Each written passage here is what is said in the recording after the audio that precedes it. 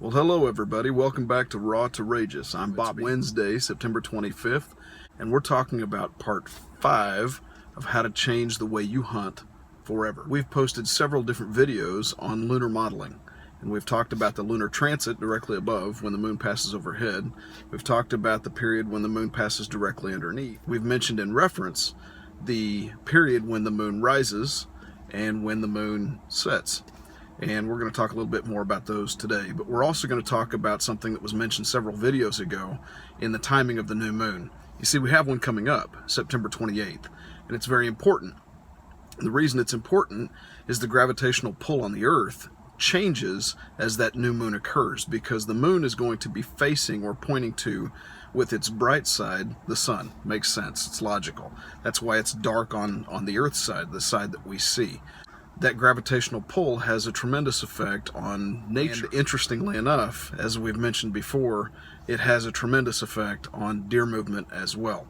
So we're going to talk about the moon rise, we're going to talk about the moon set, and we're going to talk about these new moons, with one of them coming up September 28th.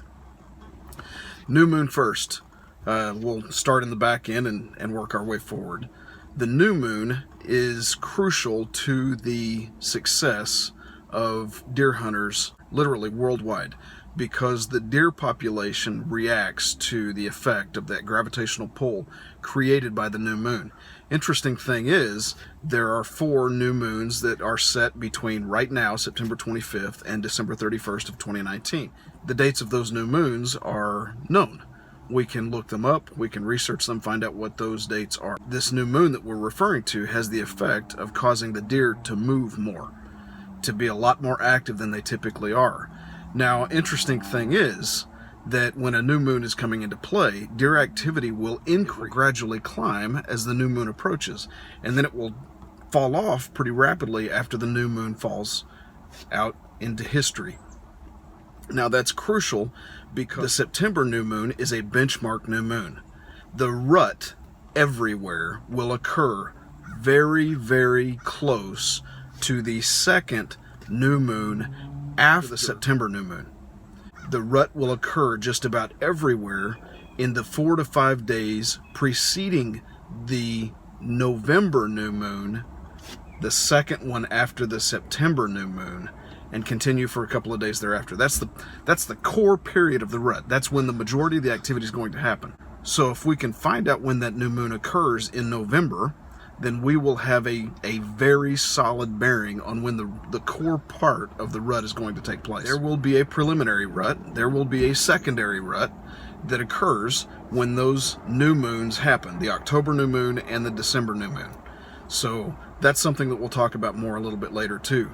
But what's absolutely vital to understand with this new moon scheduling is that when the new moon hits, when it's coming into play, the rut in November is on. It is absolutely on. And there are some things that will tweak that just a little bit, weather patterns and things like that, but it's not going to move it that much. This is so predictable. I literally plan my vacation year after year after year based on the timing of this new moon cycle and what happens with the moon on a day-to-day basis. For example, in the state of Oklahoma, there is a muzzleloader season that occurs the last week of the month of October. It's going to coincide perfectly with the October new moon. So the preliminary rut will take place right in the middle of muzzleloader season.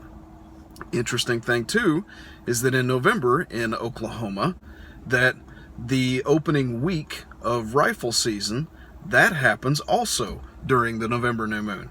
So something that doesn't happen very often is that the muzzleloader season and the rifle season in the state of Oklahoma are going to be banner years, because those seasons, those 10 and 14 day seasons, coincide perfectly and align perfectly with the new moon configuration. So, having said that, let's move to the moon rise period. We've talked about the lunar transit, when the moon passes overhead. We've talked about the moon movement below. It's also a transit, but we don't call it that. It's when the moon passes underneath it. It's at its peak point. We haven't talked yet very much about the moon rise or the moon set. Now, these periods are somewhat similar, but they are in fact different from each other. The moon rise is key because that is what's going to spark the activity on a given 24 or 25 hour period each day. The moon rise time is a key point in time because the deer activity will really spike about 30 to 45 minutes before that time passes, and it will continue till about 30 to 45 minutes after that, and it will fall off.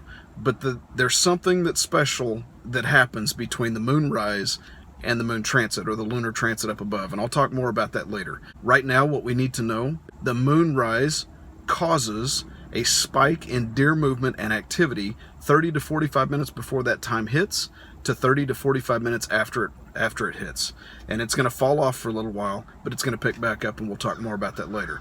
The moon set is probably the least productive time in each of these four pieces, or these four quadrant pieces of lunar movement. The deer have been moving through the lunar transit cycle, through the moonrise before that. So at the end of the day, they're kind of tired. There's a little bit of movement there at the moon set, but it's really not that great. It's more, when we talk about spikes in movement, we're talking about the lunar transit, we're talking about the moonrise, but it's an abbreviated cycle. We talk about the moon passing underneath the earth. That is a spike in movement as well. The moon setting is a little bitty bump compared to the others. There is some movement, but it's really not that much. It is, however, more than it would be at the interim periods between these quadrant windows. So, something to consider. Now, as I've mentioned before, the moon is going to rotate on about a 24.5 to 25 hour cycle, meaning the moon will not be in the exact same place in the sky for another 24.5 hours to 25 hours. So it's going to constantly be circulating the timetable that we need to be out in the field. We need to hit one of these four quadrant cycles if we're going to increase our chances of seeing deer in the field. So when we're planning our time, we need to be able to accommodate that. Let me talk about this morning. I got up, left for work at about 4:20 this morning, and the moon was a little sliver crescent in the sky, and it was elevated about a 30 degree to 40 degree angle off of the horizon, meaning the moon had risen, but it had not reached its lunar transit yet. I kind of expected that. Now, as that cycle continues between the moon rise and the moon transit, the lunar transit up above, during the daytime, we will see more deer movement, more deer activity. It will happen. And these are crucial times and crucial windows of movement for deer. Here's a little bonus tip. If we were to take the four quadrants of the day, of a 24.5 to 25 hour lunar day, if we were to take those four quadrants, there is one that is more special than all of the rest.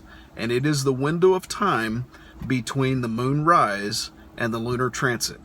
I mentioned just a few minutes ago that after the moon rise, there's going to be a period of activity that falls off. It will fall, but it will very, very quickly rebound and continue to climb until it reaches that apex, or that maximum point of the lunar transit in the sky, at which point it will crash. It will come down, and it will come down. This is also one of the reasons why the moon set creates the outcome that it does on deer movement at the end of the lunar day. So we've talked about, in this part 5 of how to change the way you hunt forever, a couple of different things. We've talked about the new moon and how to schedule it. We've talked about the effect that that new moon has on deer movement and deer patterns and why. We've talked about the moon rise. We've talked about the moon set, and we've talked about absolutely the most important quadrant of a lunar day. Now, the next time we come back together, we'll talk about bringing all of this information together and making the rut work for you and for me and for everybody out there. You're watching Raw to Rageous, and I want to thank you for watching. If you haven't done it yet, drop us a like, drop us a subscribe, pass this out, send it out to your friends, and let them know about it, because it will absolutely, I promise you, it will absolutely change the way that you hunt forever. And with that, we're going to call it a wrap, and we'll see you next time, right here.